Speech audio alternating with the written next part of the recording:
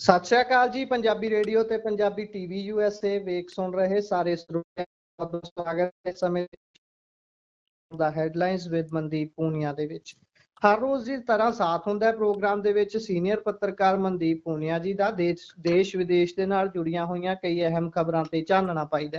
Programme 'ਚ ਕਰਦੇ ਹਾਂ ਪੂਨੀਆ ਜੀ ਦਾ ਸਵਾਗਤ। ਬਹੁਤ ਬਹੁਤ ਸਵਾਗਤ ਹੈ ਜੀ। ਸ਼ੁਕਰੀਆ। ਸਤਿ ਸ੍ਰੀ ਅਕਾਲ ਗੁਰਪ੍ਰੀਤ। ਸਤਿ ਸ਼੍ਰੀ ਅਕਾਲ ਜੀ। ਸੋ ਸਭ ਤੋਂ ਪਹਿਲਾਂ ਆਪਾਂ ਖਬਰ ਮੌਸਮ ਦੀ ਹੀ ਲੈ ਲੈਂਦੇ ਹਾਂ। ਉੱਤਰਾਖੰਡ ਦੇ ਵਿੱਚ ਬੱਦਲ ਫਟੇ ਨੇ ਜੀ। ਇਹ ਖਬਰ ਆ ਰਹੀ ਹੈ ਪਹਾੜਾਂ ਤੋਂ ਪਾਣੀ ਆਉਣ ਦੇ ਨਾਲ ਨਾਲ ਬਹੁਤ ਸਾਰਾ ਮਲਬਾ ਵੀ ਆਇਆ ਜਿਹੜਾ ਨੁਕਸਾਨ ਕਰ ਰਿਹਾ ਹੈ। ਨਦੀਆਂ ਨਾਲੇ ਨੱਕੋ ਨੱਕ ਭਰੇ ਹੋਏ ਨੇ ਤੇ ਪਿੰਡਾਂ ਨੂੰ ਤਬਾਹ ਕਰਦੇ ਜਾ ਰਹੇ ਨੇ। ਜੀ ਬਿਲਕੁਲ। ਇਹ ਜਿਹੜਾ ਬੱਦਲ ਫਟਿਆਗਾ ਇਹਦੇ ਵਿੱਚ ਪੂਰਾ ਇੱਕ ਪਿੰਡ ਸਮਾ ਗਿਆ ਹੈਗਾ। ਇਹ ਜਿਹੜਾ ਬੱਦਲ ਫਟਿਆਗਾ ਇਹ ਜਿਹੜੀ ਗੰਗਾ ਨਦੀ ਜਿਹੜੀ ਗੰਗਾ ਜਿਹੜਾ ਦਰਿਆ ਗਾ ਉਹ ਨਿਕਲਦਾਗਾ ਉਹਦੇ ਉੱਥੋਂ ਉਹਨੂੰ ਕਹਿੰਦੇ ਆ ਗੰਗੋਤਰੀ। ਗੰਗੋਤਰੀ ਦਾ ਇੱਕ ਪੜਾਅ ਪੈਂਦਾਗਾ, ਇੱਕ ਪਿੰਡ ਪੈਂਦਾਗਾ ਦਰਾਲੀ ਉੱਤਰਕਾਸ਼ੀ ਉੱਤਰਾਖੰਡ 'ਚ। ਉੱਥੇ ਇਹ ਬੱਦਲ ਫਟਿਆਗਾ ਤਾਂ ਸਾਰੇ ਦਾ ਸਾਰਾ ਪਿੰਡ ਹੀ ਇਸ ਬੱਦਲ 'ਚ ਸਮਾ ਗਿਆ ਹੈਗਾ। ਯਕੀਨ ਮੰਨਿਓ ਜੇ ਤਕਰੀਬਨ 80 ਲੋਕ ਲਾਪਤਾ ਹਨ। ਇਹਦੇ 'ਚ 8 ਬੰਦਿਆਂ ਦੀ ਡੈੱਡ ਬੋਡੀਜ਼ ਕੱਢੀਆਂ ਜਾ ਚੁੱਕੀਆਂ ਹਨ। 80 ਲੋਕ, ਸਾਰਾ ਪਿੰਡ ਇਸ ਬੱਦਲ 'ਚ ਸਮਾ ਗਿਆ ਹੈਗਾ। ਇਹ ਏਡੀ ਵੱਡੀ ਤਰਾਈ ਮਤਲਬ ਮੈਂ ਬੱਦਲ ਫਟਦੇ ਦੇਖੇ ਹੈਗੇ ਆ, ਪਰ ਐਵੇਂ ਪੂਰਾ ਪਿੰਡ ਹੀ ਉਸ ਬੱਦਲ 'ਚ ਸਮਾ ਜਾਵੇ, ਪੂਰਾ ਪਿੰਡ ਹੀ ਰੁਲ ਜਾਵੇ, ਇਹ ਮੈਂ ਪਹਿਲੀ ਵਾਰ ਦੇਖ ਰਿਹਾ ਗਾ। ਇਹ ਖਾਸਾ ਚਿੰਤਾ ਦਾ ਵਿਸ਼ਾ ਹੈ। ਤੇ ਇਹਦੇ ਤੇ ਮੈਨੂੰ ਲੱਗਦਾਗਾ ਕਿ ਜਿਹੜਾ ਜਿਵੇਂ ਉੱਤਰਾਖੰਡ ਤੇ ਹਿਮਾਚਲ ਇਸ ਵਾਰ ਲਏ ਹੋਏ ਨੇ ਟਾਰਗੇਟ ਤੇ ਮੌਸਮ ਨੇ, ਮਤਲਬ ਜਿਸ ਹਿਸਾਬ ਦੀ ਤਬਾਹੀ ਉੱਥੇ ਹੋ ਰਹੀ ਹੈ ਉਹ ਮਤਲਬ ਬਿਆਨ ਕਰਨ ਲਾਇਕ ਹੈ ਹੀ ਨਹੀਂ। ਹਿਮਾਚਲ ਦਾ ਮੰਡੀ ਜ਼ਿਲ੍ਹਾ, ਉੱਤਰਾਖੰਡ ਦਾ ਉੱਤਰਕਾਸ਼ੀ ਜਿੱਥੇ ਇਹ ਬੱਦਲ ਫਟਿਆਗਾ ਬਹੁਤ ਜ਼ਿਆਦਾ ਤਬਾਹੀ ਹੋ ਰੱਖੀ ਹੈ। ਪੂਰੇ ਉੱਤਰ ਭਾਰਤ 'ਚ ਜਿਹੜਾ ਹੜ੍ਹ ਹੈ ਉਹ ਆਇਆ ਹੋਇਆਗਾ। ਉੱਤਰ ਪ੍ਰਦੇਸ਼ ਦੇ 50 ਜ਼ਿਲ੍ਹੇ ਜਿਹੜੇ ਕਿ ਜਮਨਾ ਤੇ ਗੰਗਾ ਦੇ ਆਲੇ ਦੁਆਲੇ ਨੇ, ਦਰਿਆਵਾਂ ਦੇ ਆਲੇ ਦੁਆਲੇ ਨੇ, ਉਹ ਸਾਰੇ ਹੀ ਬਹੁਤ ਮੁਸ਼ਕਲ ਹੋਈ ਪਈ ਹੈ ਉੱਥੇ। ਬਨਾਰਸ ਹੋਵੇ, ਇਲਾਹਾਬਾਦ ਹੋਵੇ, ਪ੍ਰਯਾਗਰਾਜ ਦਾ ਜਿਵੇਂ ਤੁਸੀਂ ਕੱਲ ਵੀ ਜ਼ਿਕਰ ਕੀਤਾ ਸੀ, ਉਸ ਪੁਲਿਸ ਵਾਲੇ ਦੀ ਅੱਜ ਉਸ ਪੁਲਿਸ ਵਾਲੇ ਦੀ ਨਵੀਂ ਵੀਡੀਓ ਆਈ ਹੈ। ਉਹਨੇ ਆਪਣੇ ਫਸਟ ਫਲੋਰ ਤੋਂ ਪਾਣੀ 'ਚ ਛਾਲ ਮਾਰ ਕੇ ਗੰਗਾ ਨਦੀ 'ਚ ਛਾਲ ਮਾਰ ਕੇ ਦਿਖਾਈ ਹੈ। ਗੰਗਾ ਬਿਲਕੁਲ ਉਹਦੇ ਘਰ ਦੇ ਦੁਆਲੇ ਪਹੁੰਚੀ ਹੋਈ ਹੈ ਤਾਂ ਉਹਦਾ ਜਿਹੜਾ ਪਹਿਲਾ ਫਲੋਰ ਹੈ, ਗਰਾਊਂਡ ਫਲੋਰ ਜਿਹਨੂੰ ਕਹਿੰਦੇ ਆ, ਉਹ ਡੁੱਬ ਚੁੱਕਿਆ ਗਾ। ਫਸਟ ਫਲੋਰ ਤੱਕ ਪਾਣੀ ਆ ਚੁੱਕਿਆ ਗਾ। ਇੰਨੇ ਬੁਰੇ ਹਾਲ ਹਨ। ਤੇ ਜਿਹੜੇ ਹਿਮਾਚਲ ਦੇ ਪੌਂਗ ਡੈਮ ਹੋ ਗਿਆ ਆ, ਸਤਲੁਜ 'ਚ ਵੀ ਅੱਜ 7 ਮੀਟਰ ਪਾਣੀ ਵੱਧ ਮਾਪਿਆ ਗਿਆ ਹੈਗਾ। ਯਾਨੀ ਕਿ ਖਤਰੇ ਦੀ ਨਿਸ਼ਾਨ ਸਤਲੁਜ ਵੀ ਛੂ ਚੁੱਕੀ ਹੈ। ਤੇ ਮਤਲਬ ਜਿਹੜਾ ਮੌਨਸੂਨ ਹੈ ਇਸ ਵਾਰ ਬਹੁਤ ਜ਼ਿਆਦਾ ਆਪਾਂ ਦੇਖ ਰਹੇ ਹਾਂ ਕਿ ਕਰੂਰ ਦੇਖਣ ਨੂੰ ਮਿਲ ਰਿਹਾ ਹੈਗਾ। ਉੱਤਰਾਖੰਡ 'ਚ ਜਿਵੇਂ ਬੱਦਲ ਫਟਿਆਗਾ, ਇਹ NDRF ਦੀਆਂ ਟੀਮਾਂ ਲੱਗੀਆਂ ਹੋਈਆਂ ਨੇ, SDRF ਦੀਆਂ ਟੀਮਾਂ ਵੀ ਲੱਗੀਆਂ ਹੋਈਆਂ ਨੇ। ਜਿਹੜਾ ਰੀਅਲ ਡੇਟਾ ਹੈ ਮੌਤ ਦਾ ਉਹ ਤਾਂ ਆਪਾਂ ਨੂੰ ਕੱਲ ਪਤਾ ਲੱਗੂਗਾ, ਪਰ 80 ਲੋਕ ਲਾਪਤਾ ਨੇ। ਪੂਰਾ ਪਿੰਡ ਹੀ ਉਸ ਬੱਦਲ 'ਚ ਸਮਾ ਗਿਆ ਹੈ। ਜੀ, ਲਗਾਤਾਰ ਮੌਸਮ ਆਪਣੀ ਮਾਰ ਦਿਖਾ ਰਿਹਾ ਹੈ। ਸੋ ਅੱਗੇ ਜੇਕਰ ਮੈਂ ਗੱਲ ਕਰਾਂ ਤਾਂ ਪ੍ਰਿਯੰਕਾ ਗਾਂਧੀ ਹੁਣ ਆਪਣੇ ਭਰਾ ਦੇ ਹੱਕ ਦੇ ਵਿੱਚ ਆਈ ਹੈ। ਭਰਾ ਦੇ ਖਾਸ ਤੌਰ ਤੇ ਰਾਹੁਲ ਦੇ ਵੱਲੋਂ ਦਿੱਤੇ ਜਾਂਦੇ ਬਿਆਨਾਂ ਨੂੰ ਲੈ ਕੇ ਜਦੋਂ ਸੁਪਰੀਮ ਕੋਰਟ 'ਚ ਗੱਲ ਤੁਰੀ ਤਾਂ ਸੁਪਰੀਮ ਕੋਰਟ ਨੇ ਰਾਹੁਲ ਨੂੰ ਕਿਹਾ ਸੀ ਕਿ ਸੱਚੇ ਭਾਰਤੀਏ ਹੋਣ ਦੀ ਜਿਹੜੀ ਗੱਲ ਆਖੀ ਸੀ, ਉਸ ਨੂੰ ਲੈ ਕੇ ਹੁਣ ਪ੍ਰਿਯੰਕਾ ਗਾਂਧੀ ਕਹਿ ਰਹੀ ਹੈ ਕਿ ਜੱਜ ਤੈਅ ਨਹੀਂ ਕਰਨਗੇ ਕਿ ਸੱਚਾ ਭਾਰਤੀ ਕੌਣ ਹੈ। ਇਹ ਗੱਲ ਜੀ ਸੁਪਰੀਮ ਕੋਰਟ ਤੱਕ ਨੂੰ ਇਦਾਂ ਦੀਆਂ ਟਿੱਪਣੀਆਂ ਜੱਜਾਂ ਨੂੰ ਇਹ ਤੱਕ ਕਹਿ ਦੇਣਾ, ਇਹ ਗੱਲ ਬਹੁਤ ਅੱਗੇ ਨਹੀਂ ਵੱਧ ਗਈ ਲੱਗਦੀ?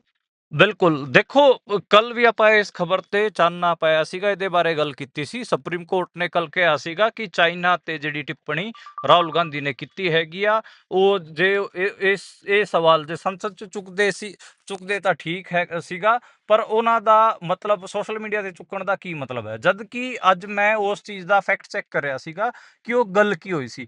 ਭਾਰਤ ਜੋੜੋ ਯਾਤਰਾ ਦੌਰਾਨ ਜਿਹੜੇ ਲੱਦਾਖ ਦੇ ਲੋਕ ਸੀਗੇ ਉਹਨਾਂ ਨਾਲ ਮਿਲੇ ਸੀਗੇ ਰਾਹੁਲ ਗਾਂਧੀ, ਤੇ ਉੱਥੇ ਉਹਨਾਂ ਨਾਲ ਗੱਲਬਾਤ 'ਚ ਇਹ ਗੱਲ ਨਿਕਲ ਕੇ ਆਈ ਸੀਗੀ। ਤੇ ਫਿਰ ਰਾਹੁਲ ਗਾਂਧੀ ਨੇ ਅੱਗੇ ਇਸ ਨੂੰ ਬੋਲਤਾ ਸੀਗਾ ਲੱਦਾਖ ਦੇ ਲੋਕਾਂ ਦੀ ਗੱਲ ਸੁਣ ਕੇ।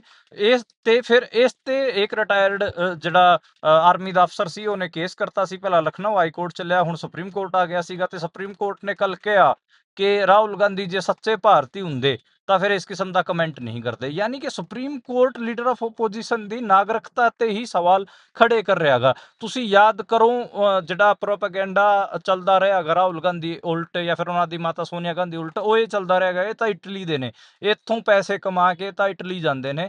ਤੇ ਕ੍ਰਿਸਚਨ ਹੈਗਾ ਰਾਹੁਲ ਗਾਂਧੀ ਦੀ ਨਾਗਰਿਕਤਾ ਤੇ ਵੀ ਇੱਕ ਪਟੀਸ਼ਨ ਪਾਈ ਗਈ ਸੀ ਕਿ ਰਾਹੁਲ ਗਾਂਧੀ ਬ੍ਰਿਟਿਸ਼ ਨਾਗਰਿਕ ਹੈ, ਇੰਡੀਆ ਜੀ ਦਾ ਨਹੀਂ ਹੈ। ਇਸ ਕਿਸਮ ਦੀ ਜਿਹੜਾ ਆਪਾਂ ਕਹਿ ਲਈਏ ਕਿ ਚੇਨ ਹੈ ਪੂਰੀ ਨਾ, ਜਿਹੜੀ ਰਾਹੁਲ ਗਾਂਧੀ ਨੂੰ ਵਿਦੇਸ਼ੀ ਦੱਸਣਾ, ਵਿਦੇਸ਼ੀ ਮੂਲ ਦਾ ਦੱਸਣਾ, ਇੰਡੀਆ ਨੂੰ ਲੁੱਟ ਕੇ ਬਾਹਰ ਲਿਜਾਣ ਵਾਲਾ ਦੱਸਣਾ, ਸੱਚਾ ਇੰਡੀਅਨ ਨਾ ਦੱਸਣਾ, ਇਹ ਸਾਰਾ ਕੁਝ ਚੱਲਦਾ ਰਿਹਾ। ਰਾਹੁਲ ਗਾਂਧੀ ਦੀ ਜਿਹੜੀ ਆਪਰੇਸ਼ਨ ਸੰਧੂਰ ਤੋਂ ਬਾਅਦ ਜਿਹੜੀ ਆਪਾਂ ਕਹਿ ਲਈਏ ਕਿ ਸਪੀਚ ਸੀ ਪਾਰਲੀਮੈਂਟ 'ਚ, ਉਹ ਖਾਸੀ ਕ੍ਰਿਸਪ ਸੀਗੀ। ਉਹਨੇ ਬਹੁਤ ਤੰਗ ਕੀਤਾ। ਉਹਨਾਂ ਨੇ ਸਾਫ਼ ਕਿਹਾ ਕਿ ਇੱਕ ਵਾਰ ਨਰਿੰਦਰ ਮੋਦੀ ਡੋਨਾਲਡ ਟਰੰਪ ਦਾ ਨਾਂ ਲੈ ਕੇ ਕਹਿ ਦੇ ਕਿ ਡੋਨਾਲਡ ਟਰੰਪ ਜੋ ਕਹਿ ਰਿਹਾਗਾ ਉਹ ਝੂਠ ਹੈ, ਤੇ ਉਹ ਨਰਿੰਦਰ ਮੋਦੀ ਨਹੀਂ ਕਹਿ ਪਾਏ। ਇਸ ਤੇ ਹੁਣ ਪ੍ਰਿयंका ਗਾਂਧੀ ਕਹਿ ਰਹੀ ਹੈ ਕਿ ਮਤਲਬ ਬੇਸਿਕਲੀ ਨੰਬਰ 2 ਤੁਸੀਂ ਮੰਨ ਸਕਦੇ ਹੋ ਕਾਂਗਰਸ 'ਚ। ਉਹ ਕਹਿ ਰਹੇ ਨੇ ਕਿ ਕੋਰਟ ਨਹੀਂ ਦੱਸੂਗਾ ਕਿ ਕੌਣ ਕਿੰਨਾ ਸੱਚਾ ਨਾਗਰਿਕ ਹੈ ਇੰਡੀਆ ਦਾ, ਕੌਣ ਸੱਚਾ ਇੰਡੀਅਨ ਹੈ, ਕੌਣ ਨਹੀਂ ਹੈ। ਇਹ ਗੱਲ ਬਿਲਕੁਲ ਸਹੀ ਹੈ। ਕੱਲ ਵੀ ਆਪਾਂ ਇਸੇ ਚੀਜ਼ ਤੇ ਗੱਲ ਕੀਤੀ ਸੀਗੀ ਕਿ ਜੋ ਚੀਜ਼ ਸੰਸਦ 'ਚ ਉਠਾਈ ਜਾਵੇ ਉਸੇ ਨੂੰ ਥੋੜੀ ਨਾ ਇਮਿਊਨਿਟੀ ਪ੍ਰਾਪਤ ਹੋਊਗੀ। ਬਾਹਰ ਵੀ ਮੀਡੀਆ ਤੇ ਵੀ ਗੱਲ ਕੀਤੀ ਜਾ ਸਕਦੀ ਹੈ, ਬਾਹਰ ਪਬਲਿਕ ਪਲੇਟਫਾਰਮਸ ਤੇ ਵੀ ਗੱਲ ਕੀਤੀ ਜਾ ਸਕਦੀ ਹੈ। ਇੱਕੋ ਇੱਕ ਇੰਪੋਰਟੈਂਟ ਥਾਂ ਪਾਰਲੀਮੈਂਟ ਥੋੜੀ ਨਾ, ਸੁਪਰੀਮ ਕੋਰਟ ਨੂੰ ਇਹ ਟਿੱਪਣੀ ਕਰਨ ਤੋਂ ਪਹਿਲਾਂ ਸੋਚਣਾ ਚਾਹੀਦਾ ਸੀਗਾ। ਤੇ ਇਹ ਤਾਂ ਜਿਹੜਾ ਆਪਾਂ ਨੂੰ ਪਤਾ ਹੈ ਕਿ ਲੱਦਾਖ ਦੇ ਜਿਹੜੇ ਐਕਟਿਵਿਸਟ ਸੀਗੇ, ਈਵਨ ਜਿਹੜਾ ਸੋਨਮ ਵਾਂਗਚੁਕ ਸੀਗੇ, ਜਿਹੜੇ ਐਨਵਾਇਰਮੈਂਟਲ ਐਕਟਿਵਿਸਟ ਸੀਗੇ, ਜਿਨ੍ਹਾਂ ਨੇ ਲੱਦਾਖ ਦੇ ਸਟੇਟਹੁੱਡ ਵਾਸਤੇ ਵਰਤ ਵੀ ਕੀਤਾ ਸੀ, ਮਰਨ ਵਰਤ, ਤੇ ਉਹ ਵੀ ਇਹ ਗੱਲ ਕਹਿੰਦੇ ਰਹੇ ਕਿ ਚੀਨ ਨੇ ਲੱਦਾਖ 'ਚ ਇੰਡੀਆ ਦੀ ਜ਼ਮੀਨ ਨੱਪੀ ਹੋਈ ਹੈ। ਅਰੁਣਾਚਲ ਪ੍ਰਦੇਸ਼ ਦੀ ਜਿਹੜੀ ਖਬਰ ਹੈ, ਅਰੁਣਾਚਲ ਪ੍ਰਦੇਸ਼ ਦੀ 23 ਥਾਵਾਂ ਤੇ ਨਾਂ ਬਦਲਤੇ ਸੀਗੇ ਚੀਨ ਵਾਲਿਆਂ ਨੇ, ਉਹ ਖਬਰਾਂ ਆਪਾਂ ਆਪਣੇ ਬੁਲੇਟਿਨ 'ਚ ਪੜ੍ਹੀਆਂ ਨੇ। ਕੱਲ ਨੂੰ ਇਹ ਆਪਾਂ ਨੂੰ ਕਹਿ ਦੇਣਗੇ ਕਿ ਤੁਸੀਂ ਸੋਸ਼ਲ ਮੀਡੀਆ ਤੇ ਜਾਂ ਫਿਰ ਆਪਣੇ ਨਿਊਜ਼ ਚੈਨਲਸ ਤੇ ਕਿਉਂ ਤੁਸੀਂ ਸੱਚੇ ਨਾਗਰਿਕ ਨਹੀਂ ਹੋ, ਤੁਸੀਂ ਕਿਉਂ ਚਾਈਨਾ ਵਾਲੀ ਖਬਰ ਨੂੰ ਫੈਲਾ ਰਹੇ ਹੋ। ਇਹ ਥੋੜੀ ਨਾ ਹੁੰਦੀ ਹੈ ਕੋਈ ਗੱਲ ਹੈ, ਕਿਸੇ ਨੈਸ਼ਨਲ ਸਿਕਿਉਰਿਟੀ ਦਾ ਮਸਲਾ ਹੈ, ਜੇ ਉਹ ਬਰੀਚ ਹੋ ਰਹੀ ਹੈ ਉੱਥੇ ਤੁਸੀਂ ਉਹਦੇ ਤੇ ਗੱਲ ਨਹੀਂ ਕਰੋਗੇ ਤਾਂ ਕਿਸ ਤੇ ਗੱਲ ਕਰੋਗੇ। ਤੇ ਮੈਨੂੰ ਲੱਗਦਾ ਹੈਗਾ ਕਿ ਜਿਹੜਾ ਚੀਨ ਵਾਲੇ ਮਸਲੇ ਤੇ ਇੰਡੀਆ ਜਿਸ ਕਿਸਮ ਦਾ ਰੋਲ ਨਿਭਾਉਂਦਾ ਗਾ, ਖਾਸ ਕਰ ਸਰਕਾਰ ਵੱਲੋਂ ਜਿਹੜਾ ਰੋਲ ਨਿਭਾਇਆ ਜਾਂਦਾ ਗਾ, ਉਹ ਤਾਂ ਕੁਐਸਚਨੇਬਲ ਰਿਹਾ ਹੀ ਹੈ। ਮਤਲਬ ਕਦੋਂ ਆਪਾਂ ਚੀਨ ਵਾਲੇ ਮਸਲੇ ਤੇ ਖੁੱਲ ਕੇ ਗੱਲ ਕੀਤੀ ਹੈ। ਤੇ ਇਹ ਜਿਹੜਾ ਆਪਾਂ ਕਹਿ ਲਈਏ ਕਿ ਪੂਰੀ ਪ੍ਰਤੀਕਿਰਿਆ ਹੈ ਸੁਪਰੀਮ ਕੋਰਟ ਦੀ, ਮੈਂ ਇਹਦੇ ਨਾਲ ਸਹਿਮਤ ਨਹੀਂ ਹਾਂ। ਹਾਲਾਂਕਿ ਨਰਿੰਦਰ ਮੋਦੀ ਨੇ ਇਹਦੇ 'ਚ ਇੱਕ ਹੋਰ ਸੁਰਲੀ ਛੱਡਤੀ ਹੈ। ਨਰਿੰਦਰ ਮੋਦੀ ਕਹਿੰਦਾ ਕਿ ਆਪਰੇਸ਼ਨ ਸੰਧੂਰ ਤੇ ਜਿਹੜੀ ਡਿਮਾਂਡ ਕੀਤੀ ਗਈ ਸਪੈਸ਼ਲ ਪਾਰਲੀਮੈਂਟ ਸੈਸ਼ਨ ਦੀ, ਉਹ ਵਿਪਕਸ਼ ਦੀ ਆਪੋਜੀਸ਼ਨ ਦੀ ਮੂਰਖਤਾ ਸੀਗੀ, ਕਿਉਂਕਿ ਅਸੀਂ ਉਹਨਾਂ ਦੇ ਸਾਰੇ ਸਵਾਲਾਂ ਨੂੰ ਧਵਸਤ ਕਰਤਾ। ਜਦਕਿ ਸੱਚਾਈ ਆਪਾਂ ਨੂੰ ਪਤਾ ਹੈ ਕਿ ਨਰਿੰਦਰ ਮੋਦੀ ਤੋਂ ਨਾ ਤਾਂ ਡੋਨਾਲਡ ਟਰੰਪ ਦਾ ਨਾਂ ਲੈ ਕੇ ਇਹ ਕਿਹਾ ਗਿਆ ਕਿ ਉਹਨਾਂ ਨੇ ਨਹੀਂ ਕਰਾਈ ਕੋਈ ਆਪਾਂ ਕਹਿ ਲਈਏ ਕਿ ਮੱਧਿਅਸਥਤਾ ਕੋਈ ਨਹੀਂ ਕਰਾਈ, ਠੀਕ ਹੈ। ਤੇ ਖੈਰ ਚਲੋ ਆਪਾਂ ਮੰਨਦੇ ਹਾਂ ਕਿ ਇਹਨਾਂ ਕੋਲ ਜਿਹੜੇ ਰਾਸ਼ਟਰਵਾਦ, ਅੰਧ ਰਾਸ਼ਟਰਵਾਦ ਕਹਿ ਲਓ, ਫਰਜੀ ਜਿਹੜਾ ਇਹਨਾਂ ਦਾ ਉਹ ਹੈਗਾ, ਉਹਦੇ ਨੁਕਤੇ ਵੱਧ ਨੇ, ਤੇ ਉਹਦੇ 'ਚ ਹੀ ਹੁਣ ਇਹ ਜਿਹੜਾ ਲੀਡਰ ਆਫ ਆਪੋਜੀਸ਼ਨ ਹੈ ਉਹਨੂੰ ਅਲਝਾ ਰਹੇ ਨੇ। ਸੁਪਰੀਮ ਕੋਰਟ ਦੇ ਜੱਜ ਇਹਦੇ 'ਚ ਸ਼ਾਮਿਲ ਹੋ ਜਾਣਗੇ, ਇਹ ਥੋੜੀ ਹੈਰਾਨੀ ਵਾਲੀ ਗੱਲ ਹੈ। ਇਹ ਮੇਰੇ ਵਾਸਤੇ ਤਾਂ ਮੈਂ ਇਹ ਦੇਖ ਕੇ ਥੋੜਾ ਜਿਹਾ ਹੈਰਾਨ ਹਾਂ ਜੀ। ਅੱਜ ਦੇ ਦਿਨ ਹੀ ਜੰਮੂ ਕਸ਼ਮੀਰ ਦੇ ਵਿੱਚੋਂ ਧਾਰਾ 370 ਨੂੰ ਤੋੜਿਆ ਗਿਆ ਸੀ, ਕੇਂਦਰ ਸ਼ਾਸਿਤ ਪ੍ਰਦੇਸ਼ ਦੇ ਵਿੱਚ ਉਸ ਨੂੰ ਤਬਦੀਲ ਕੀਤਾ ਸੀ, ਪਰ ਸੁਪਰੀਮ ਕੋਰਟ ਦੇ ਵਿੱਚ ਸੁਣਵਾਈਆਂ ਹਾਲੇ ਵੀ ਜਿਉਂਦੀਆਂ ਤਿਉਂ ਚੱਲ ਰਹੀਆਂ ਨੇ। ਪੂਰਨ ਰੂਪ ਦੇ ਵਿੱਚ ਰਾਜ ਦਾ ਦਰਜਾ ਹਾਲੇ ਵੀ ਪ੍ਰਾਪਤ ਨਹੀਂ ਹੈ ਜੀ। ਹਾਂਜੀ, ਜੰਮੂ ਕਸ਼ਮੀਰ ਨੂੰ ਅੱਜ ਆਪਾਂ ਜਦੋਂ ਗੱਲ ਕਰ ਰਹੇ ਹਾਂ, ਸਟੇਟਹੁੱਡ ਖੋਏ ਹੋਏ 7 ਸਾਲ ਹੋ ਗਏ, ਠੀਕ ਹੈ। 2019 ਚ ਸਟੇਟਹੁੱਡ ਲੋਸਟ ਕੀਤਾ ਸੀਗਾ, 6 ਸਾਲ ਹੋ ਗਏ, ਸੋਰੀ, ਅੱਜ ਆਪਾਂ 25 ਚ ਗੱਲ ਕਰ ਰਹੇ ਹਾਂ। 6 ਸਾਲ ਹੋ ਚੁੱਕੇ ਨੇ, 7ਵਾਂ ਸਾਲ ਇਹਦਾ ਹੁਣ ਲੱਗਣ ਜਾ ਰਿਹਾ ਗਾ। ਤੇ ਇਹਦੇ 'ਚ ਦੇਖੋ, ਬੇਸਿਕਲੀ ਪਹਿਲਾਂ ਬਹੁਤ ਸਾਰੀ ਪਟੀਸ਼ਨ ਆਈਆਂ ਸੀਗੀਆਂ, ਉਹ ਤਾਂ ਇੱਕ ਵਾਰ ਉਹਨਾਂ ਤੇ ਸੁਣਵਾਈ ਕਰਦਿਆਂ ਹੋਇਆ ਪਹਿਲੇ ਡਿਸਮਿਸ ਕਰ ਦਿੱਤੇ ਸੀ। ਇਹ ਫਰੈਸ਼ ਪਟੀਸ਼ਨ ਪਾਈ ਗਈ ਹੈ, ਤੇ ਇੱਕ ਸਮਾਜਿਕ ਕਾਰਿਆਕਰਤਾ ਨੇ, ਇੱਕ ਜੰਮੂ ਕਸ਼ਮੀਰ ਯੂਨੀਵਰਸਿਟੀ 'ਚ ਪ੍ਰੋਫੈਸਰ ਨੇ, 2 ਜਾਣਿਆਂ ਨੇ, ਤੇ ਉਹਨਾਂ ਨੇ ਕਿਹਾ ਕਿ ਜੰਮੂ ਕਸ਼ਮੀਰ ਦਾ ਸਟੇਟਹੁੱਡ ਤੁਸੀਂ ਹੁਣ ਬਹਾਲ ਕਰੋ। ਜੋ ਕੁਝ ਵੀ ਤੁਸੀਂ ਕਰਨਾ ਸੀਗਾ ਉਹ ਤਾਂ ਤੁਸੀਂ ਕਰ ਚੁੱਕੇ ਹੋ। ਧਾਰਾ 370 ਹਟਾਣੀ, ਠੀਕ ਹੈ। ਤੁਸੀਂ ਕੇਂਦਰ ਸ਼ਾਸਿਤ ਪ੍ਰਦੇਸ਼ ਯਾਨੀ ਕਿ ਯੂਨੀਅਨ ਟੈਰੀਟਰੀ ਦਾ ਜਿਹੜਾ ਦਰਜਾ ਹੈ ਉਹ ਤਾਂ ਫਿਰ ਹਟਾਓਗੇ ਨਾ, ਸਟੇਟਹੁੱਡ ਤਾਂ ਬਹਾਲ ਕਰੋ, ਠੀਕ ਹੈ। ਕਿ ਜਿਹੜਾ ਜੋ ਕੁਝ ਤੁਸੀਂ ਕਰਨਾ ਸੀਗਾ ਕਰ ਦਿੱਤਾ, ਹੁਣ ਉਹਨੂੰ ਯੂਨੀਅਨ ਟੈਰੀਟਰੀ ਬਣਾ ਕੇ ਕਿਉਂ ਬਹਿ ਗਏ? ਇਹ ਗੱਲ ਤਾਂ ਸਹੀ ਹੈ। ਉੱਥੇ ਜਿਹੜਾ ਲੈਫਟੀਨੈਂਟ ਗਵਰਨਰ ਹੈ ਯਾਨੀ ਕਿ ਉਪ ਰਾਜਪਾਲ ਹੈ, ਉਹਦੀ ਚੌਧਰ ਚੱਲ ਰਹੀ ਹੈ, ਤੇ ਉਹ ਜਿਹੜਾ ਸੂਬੇ ਦਾ ਮੁੱਖ ਮੰਤਰੀ ਹੈ ਫਾਰੂਕ ਅਬਦੁੱਲੇ ਦਾ ਮੁੰਡਾ ਉਮਰ ਅਬਦੁੱਲੇ ਸਾਹਿਬ ਹੋਣੀ, ਉਹ ਤਾਂ ਮਤਲਬ ਕੁਝ ਕਰ ਨਹੀਂ ਪਾ ਰਹੇ। ਉਹ ਵੀ ਆਪਾਂ ਨੂੰ ਪਤਾ ਹੈ ਕਿ ਉਹਨਾਂ ਨੇ ਜਦੋਂ ਆਪਣੇ ਸ਼ਹੀਦਾਂ ਦੀ ਉਹਨਾਂ ਨੇ ਜਯੰਤੀ ਮਨਾਉਣੀ ਸੀ, ਉਹ ਵੀ ਉਪ ਰਾਜਪਾਲ ਨੇ ਉਹਨਾਂ ਤੇ ਵੀ ਰੋਕ ਲਾਤੀ ਸੀ। ਉਹ ਵਿਚਾਰੇ ਕੰਧਾ ਟੱਪ ਕੇ ਉਸ ਗ੍ਰੇਵਯਾਰਡ 'ਚ ਗਏ ਸੀ, ਕਬਰਸਤਾਨ 'ਚ ਗਏ, ਆਪਣੇ ਬਜ਼ੁਰਗਾਂ ਨੂੰ ਉਹਨਾਂ ਨੇ ਯਾਦ ਕੀਤਾ। ਤੁਸੀਂ ਆਪ ਹਿਸਾਬ ਲਗਾਓ, ਇਹਨੂੰ ਤੁਸੀਂ ਅਨਡਿਕਲੇਅਰਡ ਐਮਰਜੈਂਸੀ ਨਹੀਂ ਕਹੋਗੇ ਤਾਂ ਕੀ ਕਹੋਗੇ? ਦੂਜੀ ਗੱਲ ਦੇਖੋ, ਜਿਹੜੀ ਉੱਥੇ ਜੰਮੂ ਕਸ਼ਮੀਰ ਦੇ ਪਿਛਲੇ ਸਾਲ ਜਿਹੜੇ ਇਲੈਕਸ਼ਨ ਹੋਏ ਸਟੇਟ ਦੇ, ਉਹ ਤੁਸੀਂ ਯਾਦ ਕਰੋ, ਉੱਥੇ ਸਾਰਾ ਨੁਕਤਾ ਹੀ ਇਹੀ ਸੀਗਾ। ਨੈਸ਼ਨਲ ਕਾਨਫਰੰਸ ਜਿਹੜੀ ਉਮਰ ਅਬਦੁੱਲੇ ਹੋਣਾ ਦੀ ਪਾਰਟੀ ਹੈ, ਉਹ ਕੀ ਕਹਿ ਰਹੀ ਸੀ ਕਿ ਅਸੀਂ ਸੱਤਾ ਚ ਆ ਕੇ ਤਾਂ ਸਟੇਟ ਫੁੱਟਬਾਲ ਕਰਾਂਗੇ। ਅੱਜ ਦੇ ਟਾਈਮ ਉਹ ਵੀ ਨਹੀਂ ਕਰ ਪਾ ਰਹੇ। ਤਾਂ ਇਸੇ ਕਰਕੇ ਮੈਨੂੰ ਲੱਗਦਾ ਗਾ ਕਿ ਜਿਹੜੇ ਪ੍ਰੋਫੈਸਰ ਸਾਹਿਬ ਅਤੇ ਇੱਕ ਸੋਸ਼ਲ ਐਕਟਿਵਿਸਟ ਹੈਗੇ, ਉਹ ਦੋਵੇਂ ਜਣੇ ਗਏ ਨੇ। ਤੇ ਇਹ ਪਟੀਸ਼ਨ ਤਾਂ ਠੀਕ ਹੈ, 8 ਅਗਸਤ ਨੂੰ ਕਹਿ ਰਿਹਾਗਾ ਸੁਪਰੀਮ ਕੋਰਟ ਕਿ ਅਸੀਂ ਇਹਦੇ ਤੇ ਸੁਣਵਾਈ ਕਰਾਂਗੇ। ਦੇਖਦੇ ਹਾਂ ਇਹਦੇ ਤੇ ਕੀ ਸੁਣਵਾਈ ਹੁੰਦੀ ਹੈ। ਸੁਣਵਾਈ ਤਾਂ ਹੋਣੀ ਚਾਹੀਦੀ। ਜੋ ਕੁਝ ਵੀ ਅੱਜ ਕਸ਼ਮੀਰੀਆਂ ਨਾਲ ਬੀਤ ਰਿਹਾਗਾ, ਉਹ ਆਪਾਂ ਦੇਖਦੇ ਹੀ ਹਾਂ ਲਗਾਤਾਰ। ਜੀ ਜੀ, ਇਹ ਤਾਂ ਬਿਲਕੁਲ ਸਪਸ਼ਟ ਹੈ ਜੋ ਜੋ ਤੁਸੀਂ ਆਖ ਰਹੇ ਹੋ, ਕਿਸ ਤਰੀਕੇ ਧੱਕਾ ਹੋ ਰਿਹਾ ਹੈ। ਉਧਰ ਝਾਰਖੰਡ ਦੇ ਸਾਬਕਾ ਸੀਐਮ ਸ਼ਿਬੂ ਸੋਰੇਨ ਹੋਣੀ ਕੱਲ ਇਸ ਸੰਸਾਰ ਨੂੰ ਅਲਵਿਦਾ ਆਖ ਗਏ ਸਨ। ਅੱਜ ਉਹਨਾਂ ਦਾ ਅੰਤਿਮ ਸੰਸਕਾਰ ਕੀਤਾ ਗਿਆ ਜੀ। ਹਾਂਜੀ, ਅੱਜ ਉਹਨਾਂ ਦਾ ਅੰਤਮ ਸੰਸਕਾਰ ਕੀਤਾ ਗਿਆ ਹੈਗਾ ਤੇ ਆਦੀਵਾਸੀ ਵਿਧੀ ਨਾਲ ਉਹਨਾਂ ਦਾ ਅੰਤਮ ਸੰਸਕਾਰ ਹੋਇਆਗਾ। ਇਹਦੇ 'ਚ leader of opposition Rahul Gandhi ਵੀ ਮੌਜੂਦ ਸਨ, ਮਲਿਕਾਰਜੁਨ ਖੜਗੇ ਮੌਜੂਦ ਸਨ। ਉਹਨਾਂ ਦੇ ਛੋਟੇ ਬੇਟੇ ਬਸੰਤ ਸੋਰੇਨ ਹੋਰਾਂ ਨੇ ਅੱਜ ਉਹਨਾਂ ਤੇ ਮੁਖਾਗਨੀ ਦਿੱਤੀ ਹੈ, ਯਾਨੀ ਕਿ ਉਹਨਾਂ ਦੇ ਆਖਰੀ ਜਿਹੜੀ ਆਪਾਂ ਕਹਿੰਦੇ ਆ ਕਿ ਅਗਨੀ ਦਿੰਦੇ ਆ, ਉਹ ਦਿੱਤੀ ਹੈ। ਤੇ ਬਾਕੀ ਉਹਨਾਂ ਦੇ ਬੇਟੇ ਹਿਮੰਤ ਸੋਰੇਨ ਵੀ ਮੌਜੂਦ ਸਨ, ਜਿਹੜੇ ਕਿ ਝਾਰਖੰਡ ਦੇ ਮੁੱਖ ਮੰਤਰੀ ਹਨ। ਦਸੋਮ ਗੁਰੂ ਤੋਂ ਆਪਣੀ ਸਿਆਸਤ ਸ਼ੁਰੂ ਕਰਨ ਵਾਲੇ ਸ਼ਿਬੂ ਸੋਰੇਨ ਝਾਰਖੰਡ ਦੇ ਮੁੱਖ ਮੰਤਰੀ ਵੀ ਰਹੇ, ਕੈਬਨਿਟ ਮਿਨਿਸਟਰ ਵੀ ਰਹੇ। ਤੇ ਝਾਰਖੰਡ ਮੁਕਤੀ ਮੋਰਚਾ ਨਾਂ ਦਾ ਇੱਕ ਸੰਗਠਨ ਬਣਾ ਕੇ ਉਹਨਾਂ ਨੇ ਝਾਰਖੰਡ ਇੱਕ ਅਲੱਗ ਸਟੇਟ ਵੀ ਬਣਵਾਇਆ। ਇੱਕ ਵੱਡੀ ਲੜਾਈ ਆਦੀਵਾਸੀਆਂ ਵਾਸਤੇ ਉਹਨਾਂ ਦੀ ਲੜੀ ਰਹੀ ਹੈ। ਤੇ ਉਹਨਾਂ ਨੇ ਆਦੀਵਾਸੀਆਂ ਨੂੰ ਕਿਵੇਂ ਬਨਵਾਸੀ ਨਹੀਂ ਬਣਨ ਦਿੱਤਾ, ਆਰਐਸਐਸ ਦੇ ਫੋਲਡ 'ਚ ਕਿਵੇਂ ਨਹੀਂ ਆਣ ਦਿੱਤਾ, ਇਹ ਇੱਕ ਉਹਨਾਂ ਦਾ ਕੰਟਰੀਬਿਊਸ਼ਨ ਰਹੇਗਾ। ਚਲੋ ਅੱਜ ਉਹਨਾਂ ਦਾ ਆਪਾਂ ਕਹਿ ਲਈਏ ਕਿ ਅੱਜ ਉਹਨਾਂ ਦਾ ਅੰਤਮ ਸੰਸਕਾਰ ਰਾਜਕੀय ਸਨਮਾਨ ਨਾਲ ਕੀਤਾ ਗਿਆ ਹੈਗਾ। ਤੇ ਆਪਾਂ ਕਹਿ ਲਈਏ ਕਿ ਹੁਣ ਜਿਹੜੀ ਲੜਾਈ ਆਦੀਵਾਸੀਆਂ ਦੀ, ਉਹ ਵੀ ਬਹੁਤ ਟਫ ਹੁੰਦੀ ਜਾ ਰਹੀ ਹੈ, ਕਿਉਂਕਿ ਮੱਧ ਪ੍ਰਦੇਸ਼ 'ਚ ਆਪਾਂ ਦੇਖ ਰਹੇ ਹਾਂ ਕਿ ਕਿਵੇਂ ਆਦੀਵਾਸੀਆਂ ਨੂੰ ਵਨਵਾਸੀ ਵਾਲੇ ਫੋਲਡ 'ਚ ਲੈ ਕੇ ਆ ਰਹੇ ਨੇ। ਉਮੀਦ ਹੈ ਕਿ ਉਹਨਾਂ ਦੇ ਜਿਹੜੇ ਬੇਟੇ ਹੈਗੇ ਆ, ਵੱਡੇ ਬੇਟੇ ਹਿਮੰਤ ਸੋਰੇਨ ਝਾਰਖੰਡ ਦੇ ਮੁੱਖ ਮੰਤਰੀ, ਉਹ ਉਹਨਾਂ ਦੀ ਲੜਾਈ ਨੂੰ ਅੱਗੇ ਵਧਾਉਣਗੇ ਤਾਂ ਅਤੇ ਆਦੀਵਾਸੀਆਂ ਦੀ ਆਈਡੈਂਟੀਟੀ ਨੂੰ ਸੁਰੱਖਿਅਤ ਰੱਖਣਗੇ। ਜੀ ਜੀ। ਸੋ ਜੇਕਰ ਆਪਾਂ ਇਸ ਤੋਂ ਅੱਗੇ ਵਧਦੇ ਹਾਂ ਤਾਂ ਗੱਲ ਕਰੀਏ ਕੇਜਰੀਵਾਲ ਦੇ ਸਵਾਲ ਪੁੱਛਣ ਤੇ ਯੁਵਾ ਇੱਕ ਵਿਅਕਤੀ ਨੂੰ ਥੱਪੜ ਮਾਰ ਦਿੱਤਾ ਗਿਆ, ਇਹ ਕੀ ਘਟਨਾ ਹੈ? ਇਹ ਗੁਜਰਾਤ ਦੀ ਘਟਨਾ ਹੈ ਜੀ। ਇਹ ਆਮ ਆਦਮੀ ਪਾਰਟੀ ਦੇ ਪ੍ਰਦੇਸ਼ ਅਧਿਕਸ਼ ਉੱਥੇ ਮੌਜੂਦ ਸਨ ਗੁਜਰਾਤ ਦੇ, ਤੇ ਉੱਥੇ ਇੱਕ ਵਿਅਕਤੀ ਨੇ ਸਵਾਲ ਪੁੱਛਿਆ ਸੀਗਾ ਕੇਜਰੀਵਾਲ ਤੇ ਉਹਦੇ ਤੇ ਫਿਰ ਉੱਥੇ ਇਹਨਾਂ ਨੇ ਥੱਪੜ ਚਲਾ ਦਿੱਤੇ, ਇਹਨਾਂ ਦੇ ਵਰਕਰਾਂ ਨੇ। ਤੇ ਤੁਸੀਂ ਆਪ ਹਿਸਾਬ ਲਾਓ ਕਿ ਜਿਹੜੀ ਪਾਰਟੀ ਇੰਟਰਨਲ ਡੈਮੋਕ੍ਰੇਸੀ ਔਰ ਪਤਾ ਨਹੀਂ ਕੀ ਗੱਲਾਂ ਕਰਦੀ ਸੀ, ਲੋਕਾਂ ਦੀ ਪਾਰਟੀ ਤਾਂ ਆਮ ਲੋਕਾਂ, ਮੈਂਗੋ ਪੀਪਲ, ਇਸ ਕਿਸਮ ਦੇ ਜਿਹੜੇ ਸਲੋਗਨ ਸੀਗੇ, ਉਹ ਅੱਜ ਦੇਖੋ ਕਿੱਥੇ ਚਲੇ ਗਏ। ਆਮ ਲੋਕ ਹੁਣ ਸਵਾਲ ਵੀ ਨਹੀਂ ਪੁੱਛ ਸਕਦੇ। ਕੀ ਉਹਨਾਂ ਦਾ ਹੱਕ ਨਹੀਂ ਹੈ ਕਿ ਜੋ ਕੁਝ ਚੱਲ ਰਿਹਾ ਹੈਗਾ ਪਾਰਟੀ 'ਚ, ਉਹਦੇ ਤੇ ਉਹ ਸਵਾਲ ਪੁੱਛਣ? ਪਾਰਟੀ ਦੇ ਜਿਹੜੇ ਕੇਂਦਰੀ ਸੁਪਰੀਮੋ ਨੇ, ਉਹ ਅੱਜ ਕਿਸ ਹਾਲਾਤ 'ਚ ਹੈਗੇ, ਉਹਦੇ ਬਾਰੇ ਸਵਾਲ ਤਾਂ ਪੁੱਛਿਆ ਹੀ ਜਾ ਸਕਦਾਗਾ। ਪਰ ਖੈਰ, ਉਹ ਜਿਹੜਾ ਸਵਾਲ ਪੁੱਛਣ ਤੇ ਤੁਸੀਂ ਦੇਖੋ ਕਿ ਕੀ ਇਹਨਾਂ ਨੇ ਆਪਣਾ ਰੂਪ ਦਿਖਾਇਆ ਗਿਆ।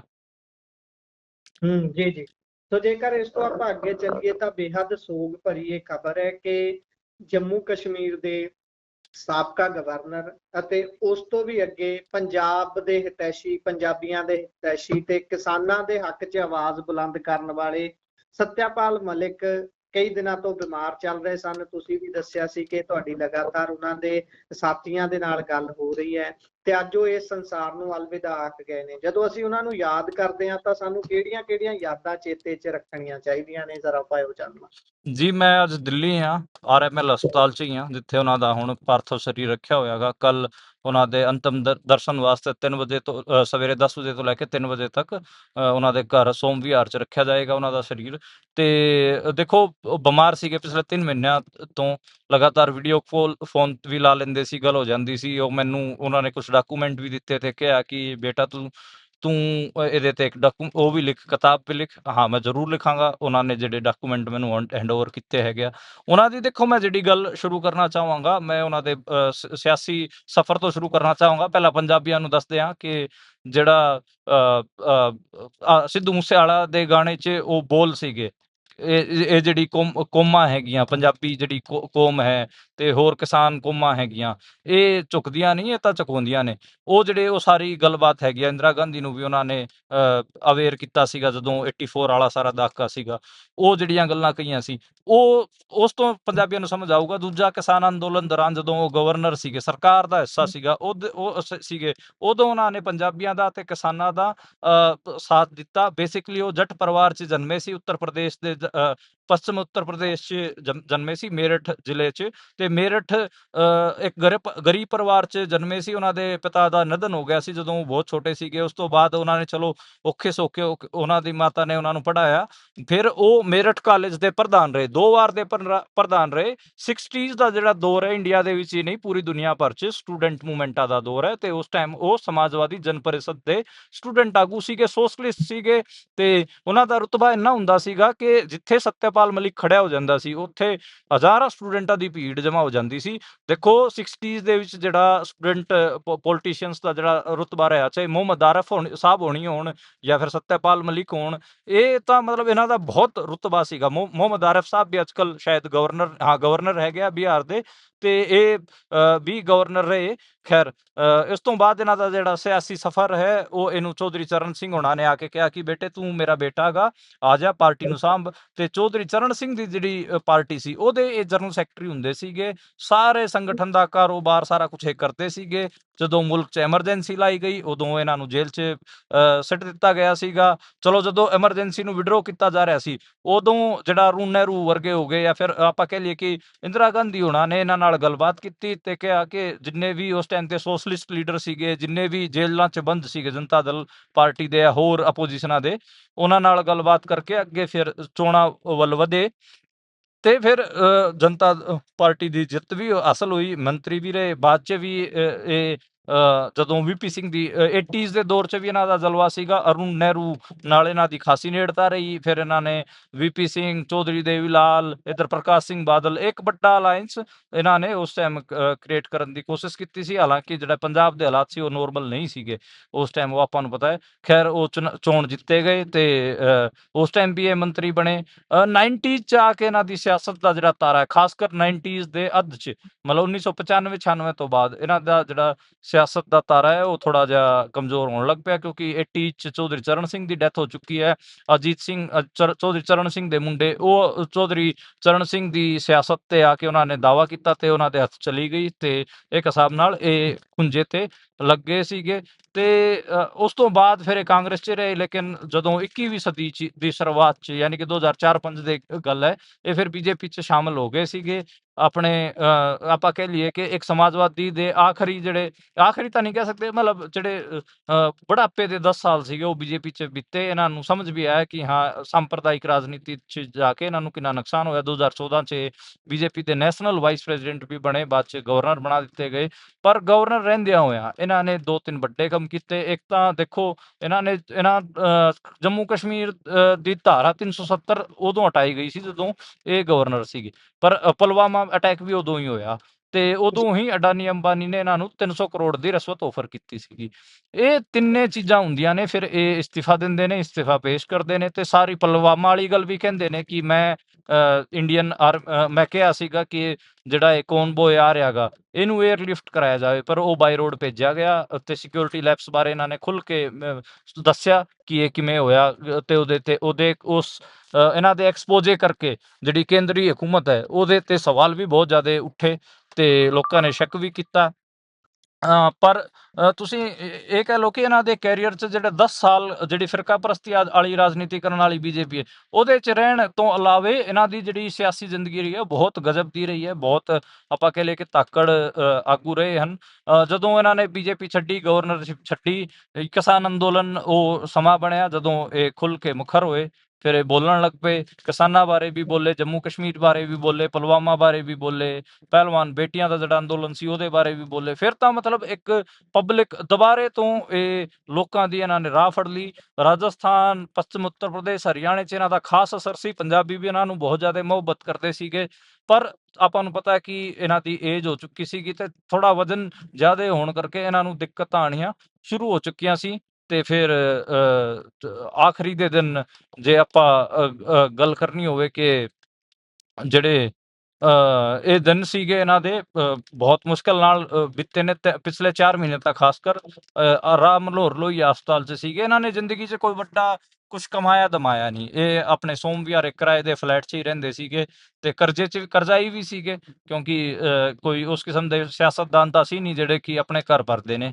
ਤੇ ਹੁਣ ਜਦੋਂ ਬੁਢਾਪੇ 'ਚ ਬਿਮਾਰ ਹੋਏ ਤਾਂ ਇਹਨਾਂ ਕੋਲ ਪੈਸਾ ਨਹੀਂ ਸੀਗਾ। ਇਹਦਾ ਨੁਕਸਾਨ ਬਹੁਤ ਹੋਇਆ ਇਹਨਾਂ ਨੂੰ। ਨਹੀਂ ਤਾਂ ਇਹ ਪ੍ਰਾਈਵੇਟ ਹਸਪਤਾਲ ਮੈਦਾਨਤਾ 'ਚ ਵੀ ਆਪਣੇ ਆਪ ਨੂੰ ਮਤਲਬ ਆਪਾਂ ਕਹਿ ਸਕਦੇ ਹਾਂ ਕਿ ਭਰਤੀ ਕਰਾ ਸਕਦੇ ਸੀਗੇ, ਪਰ ਹੁਣ ਜਦੋਂ ਇਹਨਾਂ ਕੋਲ ਇੰਨੇ ਪੈਸੇ ਨਹੀਂ ਸੀਗੇ ਤਾਂ ਫਿਰ ਇਹਨਾਂ ਨੂੰ ਭਰਤੀ ਹੋਣਾ ਪਿਆ ਜਾ ਕੇ, ਜਿਹੜਾ ਇਹ RML ਸਰਕਾਰੀ ਹਸਪਤਾਲ 'ਚ। ਖੈਰ ਅੱਜ ਉਹਨਾਂ ਨੇ ਅੰਤਮ ਸਾਸ ਲਈ ਹੈ, ਤੇ ਹੁਣ ਮਤਲਬ ਇੱਕ ਸਮਾਜਵਾਦੀ ਆਗੂ ਦਾ ਜਿਹੜਾ ਜਿਨ੍ਹਾਂ ਨੇ ਬਹੁਤ ਧੱਕੜ ਜ਼ਿੰਦਗੀ ਆਪਣੀ ਜੀ, ਤੇ ਤਕਰੀਬਨ ਤੁਸੀਂ ਉਹਨਾਂ ਦਾ ਜੇ ਪੋਲੀਟੀਕਲ ਕੈਰੀਅਰ ਦੀ ਗੱਲ ਕਰੋਗੇ ਤੇ 65 ਤੋਂ ਲੈ ਕੇ, ਜੇ ਅੱਜ ਆਪਾਂ 25 ਤੇ ਵਿੱਚ ਗੱਲ ਕਰ ਰਹੇ ਹਾਂ, ਤਾਂ ਤਕਰੀਬਨ ਤੁਸੀਂ ਮੰਨ ਕੇ ਚੱਲੋ ਕਿ 50 ਸਾਲ ਦਾ ਇਹਨਾਂ ਦਾ ਪੋਲੀਟੀਕਲ ਕੈਰੀਅਰ ਰਿਹਾ।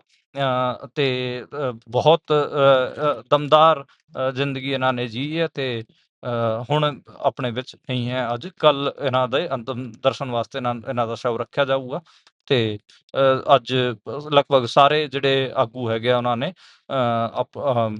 ਆਪਾਂ ਕਹਿ ਲਈਏ ਕਿ ਸ਼ਰਧਾਂਜਲੀਆਂ ਭੇਟ ਕੀਤੀਆਂ ਹਨ। ਜੀ, ਇਹ ਜਰਾ ਇਹ ਜ਼ਰੂਰ ਦੱਸਿਓ ਕਿ ਇਹਨਾਂ ਨੂੰ ਸਮੱਸਿਆ ਕੀ ਸੀ ਸਰੀਰਕ ਤੌਰ ਤੇ, ਕਿਸ ਸਮੱਸਿਆ ਨਾਲ? ਇਹਨਾਂ ਦੀ ਕਿਡਨੀ ਦਾ ਡਾਇਲਿਸਿਸ ਚੱਲਦਾ ਸੀਗਾ, ਤੇ ਕਿਡਨੀ ਦੀ ਸਮੱਸਿਆ ਪੈਦਾ ਹੋ ਗਈ ਸੀ। ਬਾਅਦ ਚ ਫਿਰ ਸ਼ੂਗਰ ਹੋਣ ਕਰਕੇ ਕਈ ਸਾਰੇ ਜ਼ਖਮ ਸੀਗੇ ਪੈਰਾਂ ਤੇ, ਉਹ ਵੀ ਨਹੀਂ ਭਰ ਪਾ ਰਹੇ ਸੀ, ਤੇ ਫਿਰ ਮਲਟੀਪਲ ਆਰਗਨ ਫੇਲਿਅਰ ਵੱਲ ਇਹਨਾਂ ਦਾ ਸਰੀਰ ਹੌਲੀ ਹੌਲੀ ਵੱਧ ਗਿਆ। ਅੱਛਾ, ਇਸ ਦੇ ਨਾਲ ਇਹ ਦੱਸਿਓ ਕਿ ਹੁਣ ਜਦੋਂ ਇਹ ਅਲਵਿਦਾ ਆ ਗਏ ਨੇ ਇਸ ਸੰਸਾਰ ਨੂੰ, ਤੇ ਕਿਹੜੇ ਖਾਸ ਵੱਡੇ ਆਗੂ ਦੇ ਵੱਲੋਂ ਇਹ ਸ਼ੋਕ ਦੇ ਲਈ ਪੋਸਟ ਪਾਈ ਗਈ ਹੈ, ਇਹਨਾਂ ਦੇ ਪਰਿਵਾਰ ਨਾਲ ਹਮਦਰਦੀ ਜਤਾਈ ਗਈ ਹੈ? ਦੇਖੋ, अब ਲੀਡਰ ਆਫ ਆਪੋਜੀਸ਼ਨ ਦੀ ਆ ਚੁੱਕੀ ਹੈ, ਹਾਲਾਂਕਿ ਨਰਿੰਦਰ ਮੋਦੀ ਦੀ ਅਜੇ ਮੈਂ ਚੈੱਕ ਕਰਿਆ ਸੀ ਕਿ ਜਦੋਂ ਤੱਕ ਮੈਂ ਚੈੱਕ ਕੀਤੀ ਸੀ ਉਦੋਂ ਤੱਕ ਤਾਂ ਨਹੀਂ ਆਈ ਸੀਗੀ। ਬਾਕੀ ਸਾਰੇ ਹੀ ਆਗੂਆਂ ਨੇ ਇਹਨਾਂ ਵਾਸਤੇ ਪੋਸਟਾਂ ਭਰੀਆਂ ਹਨ। ਤੇ ਦੇਖੋ, ਇਹ ਜਿੰਨੇ ਵੀ ਸੋਸ਼ਲਿਸਟ ਆਗੂ ਹੈਗੇ, ਲਾਲੂ ਯਾਦਵ ਤੋਂ ਲੈ ਕੇ ਮੁਲਾਇਮ ਯਾਦਵ ਤੋਂ ਲੈ ਕੇ ਸਾਰੇ ਜਿੰਨੇ ਵੀ ਰਹੇ ਹਨ, ਸਾਰੇ ਇਹਨਾਂ ਦੇ ਹੱਕ 'ਚ ਖੜੇ ਰਹੇ ਨੇ। ਤੇ ਮਤਲਬ ਜਿਵੇਂ ਨਰਿੰਦਰ ਮੋਦੀ ਕੱਲ ਉੱਥੇ ਪਹੁੰਚ ਗਏ ਸੀਗੇ ਆਪਣੇ ਜਿਹੜੇ ਦਸ਼ੋਮ ਗੁਰੂ ਦੀ ਜਿਹੜੀ ਡੈਥ ਹੋਈ ਹੈ ਕੱਲ, ਤੇ ਹਾਂਜੀ, ਤੇ ਉਹ ਸਿਬੂ ਸੋਰੇਨ ਦੀ ਡੈਥ ਤੇ ਤਾਂ ਪਹੁੰਚ ਗਏ ਸੀਗੇ ਉੱਥੇ, ਪਰ ਅੱਜ ਸਤਿਆਪਾਲ ਮਲਿਕ ਦੀ ਡੈਥ ਤੇ ਨਹੀਂ ਪਹੁੰਚੇ ਹਨ। ਮੈਨੂੰ ਲੱਗਦਾ ਕਿ ਨਰਿੰਦਰ ਮੋਦੀ ਨੂੰ ਜਿੰਨਾ ਐਕਸਪੋਜ਼ ਕੀਤਾ ਇਹਨਾਂ ਨੇ, ਮੁਸ਼ਕਿਲ ਲੱਗਦਾ ਗਾ ਕਿ ਕੱਲ ਵੀ ਨਰਿੰਦਰ ਮੋਦੀ ਉੱਥੇ ਜਾਣ ਇਹਨਾਂ ਦੇ ਅੰਤਮ ਦਰਸ਼ਨ ਕਰਨ ਵਾਸਤੇ। ਬਾਕੀ ਤਾਂ ਕੱਲ ਲੀਡਰ ਆਫ ਆਪੋਜੀਸ਼ਨ ਵੀ ਸ਼ਾਮਲ ਰਹਿਣਗੇ, ਸਾਰੇ ਹੀ ਕੱਲ ਇਹਨਾਂ ਦੇ ਅੰਤਮ ਦਰਸ਼ਨ ਵਾਸਤੇ ਰਹਿਣਗੇ।